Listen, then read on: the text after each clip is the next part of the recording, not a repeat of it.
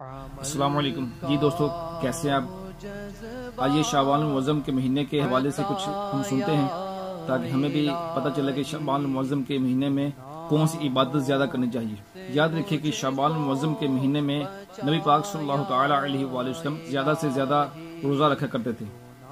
چنانچہ ام المومنین حضرت سیدتنا عائشہ صدیقہ رضی اللہ تعالی عنہا روایت کرتی ہیں، حضور اکرم نور مجسم شاہ بنی آدم رسول محتشم شافع امم صلی اللہ تعالی علیہ وآلہ وسلم کو میں نے شعبان سے زیادہ کسی مہینے میں روزہ رکھتے نہ دیکھا۔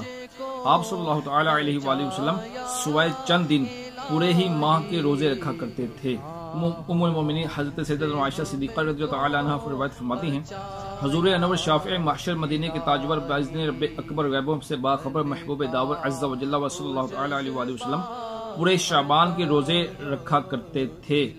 فرماتی ہیں، میں نے عرض کی، یا رسول اللہ صلی اللہ علیہ وسلم، کیا سب مہینوں میں آپ صلی اللہ تعالی علیہ وسلم کے نزدیک زیادہ پسندیدہ شعبان کے روزے رکھنا ہے؟ تو شفیع روزے شمار جناب احمد مختار صلی اللہ تعالی علیہ وآلہ وسلم نے ارشاد فرمایا، اللہ عز و جل اس سال مرنے والی ہر جان کو لکھ دیتا ہے اور مجھے یہ پسند ہے کہ میرا وقت رخصت آئے اور میں روزہ دار ہوں۔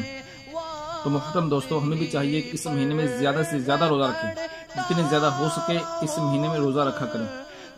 اور یاد رکھیے کہ یہ روزے تعظیم رمضان کے لیے ہوتے ہیں۔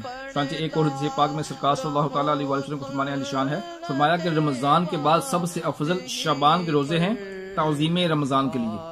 تو رمضان کی کس قدر اہمیت، رمضان مبارک کی عظمت ہے کہ اس کی تعظیم کے لیے بھی روزے رکھنے کا فرمایا جا رہا ہے۔ ہمیں بھی چاہیے کہ رمضان مبارک کے آنے سے پہلے تعظیم رمضان کے لیے کچھ نہ کچھ روزے رکھ لیں۔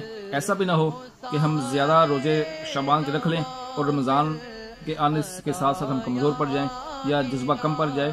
تو لہٰذا اس انداز کے ساتھ رکھیے کہ رمضان مبارک سے آنے سے پہلے ہم اپنے آپ کو اچھی طرح جذبے کے ساتھ اور خوشی کے ساتھ رمضان کے روزے رکھنے کے لیے تیار بھی کر سکیں، شعبان کی بھی تعظیم کر سکیں۔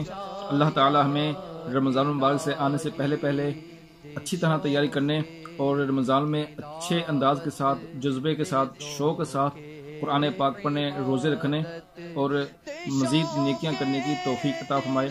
ہمارے چینل کو سبسکرائب کیجئے، اس ویڈیو کو زیادہ سے زیادہ شیئر کیجئے تاکہ لوگ مزید استفادہ حاصل کر سکے۔ بہت بہت شکریہ۔